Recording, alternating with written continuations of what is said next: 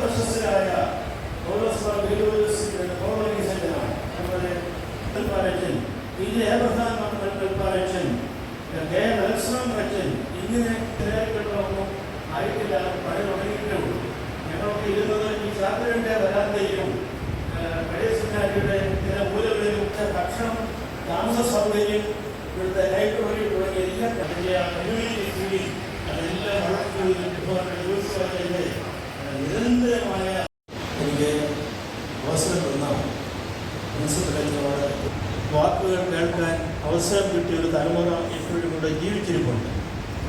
പരിശുദ്ധ ബാബാ തിരുമേനിയും അതിൽ ഉൾപ്പെടുന്നുണ്ട്.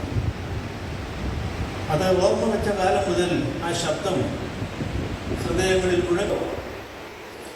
അന്ന് പോകുന്നത് SSI സഭ വളരെ ഉദാരപൂർവ്വം നമുക്ക് വിശുദ്ധ കുർബാന അനുഷ്ഠിക്കുന്നതിന് വേണ്ടി നൽകിയ പള്ളിയിലാണ്. യിലൂടെ സൂര്യൻ്റെ വർണ്ണരാജി മുഴുവൻ ആ പള്ളിക്ക് ആഗ്രഹമായ ആകാര സുഷമയും മുഖകാന്തിയും എല്ലാം ചേർന്ന് ഒരു കൗമാരപ്രായക്കാരൻ്റെ മനസ്സിൽ സൃഷ്ടിച്ച ഒരു സൗന്ദര്യം വളരെ ബോധ്യത്തോടുകൂടി പറയുന്നു. എൻ്റെ ആദ്യത്തെ അനുഭവം അതാണ്. ഇത്രയും കാലമായിട്ടും ആ പ്രകാശവും ഞാൻ എൻ്റെ മനസ്സിൽ അത് വരും. 10 ദിവസങ്ങൾക്ക് മുൻപാണ് മാർത്തോമാ സഭയിലെ ഡോക്ടർ MJ ജോസഫ് അച്ഛനുമായി ഞാൻ ബഹുമാനപ്പെട്ട ജോഷുവാച്ചനെ കാണാൻ പോയി. 96 വയസ്സുകാരൻ്റെ യാതൊരു ആലസ്യവും കൂടാതെ ഒന്ന് സന്തോഷത്തോടുകൂടി പറഞ്ഞു, എങ്കിലും ഞാൻ ഒരുങ്ങിയിരിക്കുകയാണെന്നും പറഞ്ഞു. അതിൻ്റെ ചിത്രങ്ങൾ ഞങ്ങൾ എടുത്തു.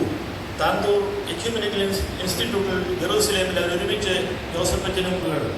അതിനുശേഷം ഞാൻ അച്ഛനെ കാണുന്നത് അടുപ്പം വരുന്നത് വലിയ സെമിനാരിയിൽ വരുമ്പോഴാണ്.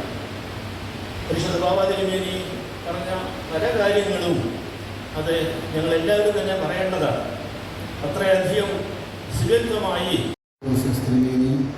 അഭിനന്ദ ഡോക്ടർ മാർക്കോസ് മാർത്തിമോസ് തിരുമേനി, അഭിനന്ദ അലക്സസ് മാർ യൂസേബിയസ് തിരുമേനി, അഭിനന്ദ ഡോക്ടർ ഗീവർഗീസ് മാർ തെയോഫിലോസ് തിരുമേനി, നമ്മുടെ എല്ലാ പിതാക്കന്മാരും എന്നോടാണ് ഏറ്റവും സ്നേഹം എനിക്ക് തോന്നിയിട്ടുണ്ട്. അവിടെ വന്നിരുന്ന പല വിദ്യാർത്ഥികൾക്കും അങ്ങനെ സാഹിത്യപരവുമായ സംഭാവനകളെ പ്രകടിപ്പിക്കാനായിട്ട് ഒരു കൈയെഴുത്ത് മാസിക ഉണ്ടാകണം എന്നുള്ള ചിന്ത വന്നു. ജോഷുവാച്ചനോട് പറഞ്ഞ മറ്റൊരു വലിയ സന്തോഷം മാത്രമല്ല പല പേരുകൾ സജസ്റ്റ് ചെയ്യുന്ന